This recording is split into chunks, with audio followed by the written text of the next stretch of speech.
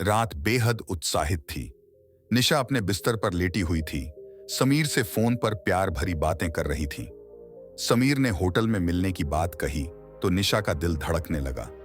उसे समझ नहीं आ रहा था कि वो उसकी बात का हाँ में जवाब दे या ना में। समीर की बात सुनकर निशा अपने होठों से कहा, होटल? कौन सा होटल? समीर ने कहा, होटल ब्लू डायमंड। निशा की चिंता बढ़ गई और वह अपने रिश्ते की गलियों में उलझन में आ गई। लेकिन फिर निशा ने अपने डर को नकारा और समीर से मिलने का निश्चय किया। अगले दिन वह होटल ब्लू डायमंड पहुंची।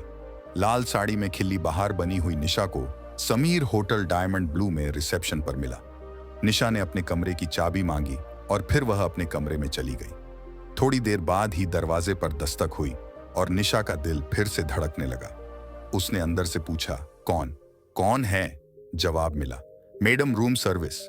निशा ने दरवाजा खोला और वह देखकर मुस्कान में भर गई। समीर, तुम? लेकिन समीर ने कहा, नहीं, मैं तो रूम सर्विस वाला हूं। और वह निशा के सामने एक गुलाब का फूल लेकर बैठ गया। निशा ने कहा, बस ये बंदा मुझे ढेर सारा प्यार करे बस।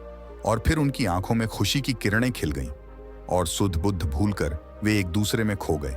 निशा शादीशुदा थी, लेकिन उसके पति को उससे कोई फिक्र नहीं थी, क्योंकि उसका पति उसको टाइम ही नहीं देता था। एक बार की बात है, 11 जनवरी को निशा और पंकज की शादी हुई, परंतु पंकज के काम ने उनके प्यार को छीन लिया। हनीमून पर जाने का वादा किया था, पर वो अभी तक नहीं गए। निशा को लगता था कि पंकज सिर्फ काम से प्यार करता है। उनकी शादी की सालगिरह पर भी वो टाइम पर मुझे मिलने होटल नहीं आया। एक रात निशा होटल में इंतजार करती रही, पर पंकज नहीं आया। वहां एक लड़का, समीर, उन्हें समझाता है कि प्यार के बिना कुछ भी अधूरा है। निशा अपने अकेलेपन का दुख समीर के साथ साझा करती है। समीर की बातों ने उस पर जादू किया। उसकी हर एक बात निशा को बहुत पसंद आती है।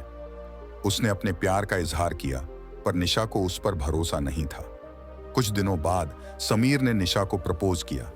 निशा हैरान होती है, क्योंकि वो शादीशुदा है। समीर कहता है, क्या मैं एक शादीशुदा से प्यार नहीं कर सकता? क्या ये किस किताब में लिखा है? निशा के मन में समीर के लिए एक नई भावना उत्पन्न होती है। वह पंकज के साथ खुश नहीं है, क्योंकि उसे लगता है कि पंकज सिर्फ काम करता है।